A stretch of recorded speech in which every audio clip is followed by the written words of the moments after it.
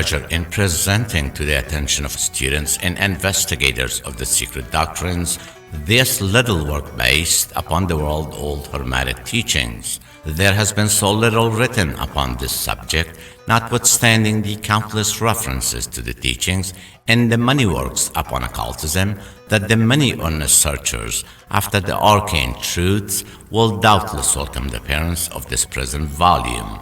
The purpose of this work is not the enunciation of any special philosophy or doctrine, but rather is to give to the students a statement of the truth that will serve to reconcile the many bits of occult knowledge that they may have acquired, but which are apparently opposed to each other and which often serve to discourage and disgust the beginner in the study. Our intent is not to erect a new temple of knowledge, but rather to place in the hands of the student a master key with which he may open the many inner doors and the temple of mystery throughout the main portals he has already entered. There is no portion of the occult teachings possessed by the world which have been so closely guarded as the fragments of the Hermetic teachings, which have come down to us over the tens of centuries which have elapsed since the lifetime of its great founder, Hermes Trismegistus, the scribe of the gods, who dwelt in old Egypt and the days when the present race of man was in its infancy. Contemporary with Abraham, and if the legends be true, an instructor of that venerable sage, Hermes was and is the great central sun of occultism, whose rays have served to illumine the countless teachings which have been promulgated since his time. All the fundamental and basic teachings embedded in the esoteric teachings of every race may be traced back to Hermes. Even the most ancient teachings of India undoubtedly have their roots in the original Hermetic teachings. From the land of the Ganges, many advanced occultists wandered to the land of Egypt and sat at the feet of the master. From him, they obtained the master key, which explained and reconciled their divergent views, and thus the secret doctrine was firmly established. From other lands also came the learned ones, all of whom regarded Hermes as the master of masters, and his influence was so great that in spite of the many wanderings from the path on the part of the centuries of teachers in these different lands, there may still be found a certain basic resemblance and correspondence which underlies the many and often quite divergent theories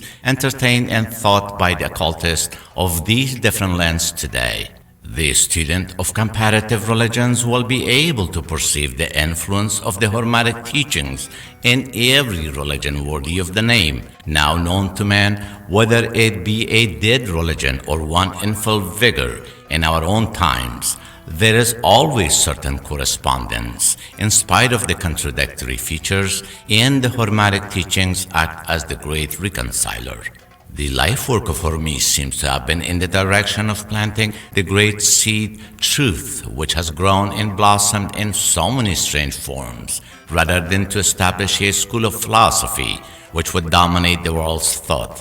But nevertheless, the original truths taught by him have been kept intact, and their original purity by a few men each age, who, refusing great numbers of half-developed students and followers, follow the Hermetic custom and reserve their truths for the few who are ready to comprehend and master it. From lip to ear, the truth has been handed down among the few. There have always been a few initiates in each generation in the various lands of the earth who kept alive the sacred flame of the Hermetic teachings, and such have always been willing to use their lamps to relight the lesser lamps of the outside world. When the light of truth grew dim and clouded by reason of neglect, and when the wicks became clogged with foreign matter, there were always a few to tend faithfully the altar of the truth, upon which was kept alight the perpetual lamp of wisdom.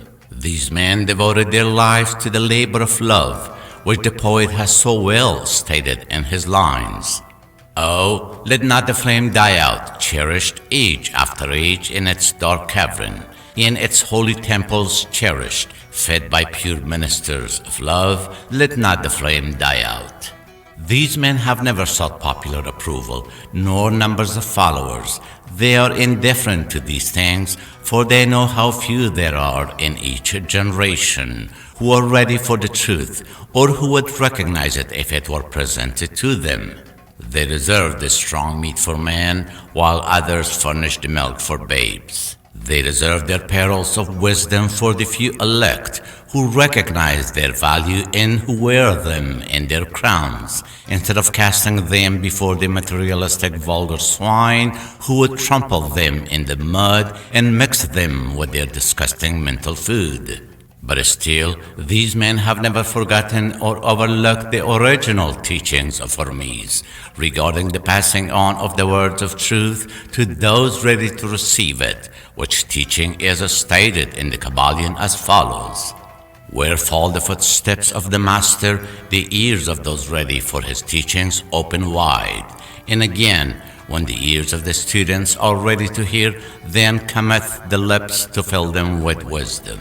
But their customary attitude has always been strictly in accordance with the other Hermetic aphorism, also in the Kybalion: "The lips of wisdom are closed, except the ears of understanding." There are those who have criticized this attitude of the Hermetists and have claimed that they did not manifest the proper spirit and their policy of seclusion and reticence. But a moment's glance back over the pages of history will show the wisdom of the masters, who knew the folly of attempting to teach to the world that which it was neither ready or willing to receive. The Hermetists have never sought to be martyrs, and have instead sat silently aside with a pitying smile on their closed lips, while the heathen raged noisily about them, and their customary amusement of putting to death and torture the honest but misguided enthusiasts who imagined that they could force upon a race of barbarians the truth,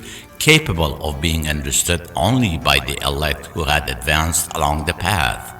And the spirit of persecution has not as yet died out in the land. There are certain Hermetic teachings which, if publicly promulgated, would bring down upon the teachers a great cry of scorn and revilement from the multitude, who would again raise the cry of "Crucify, crucify."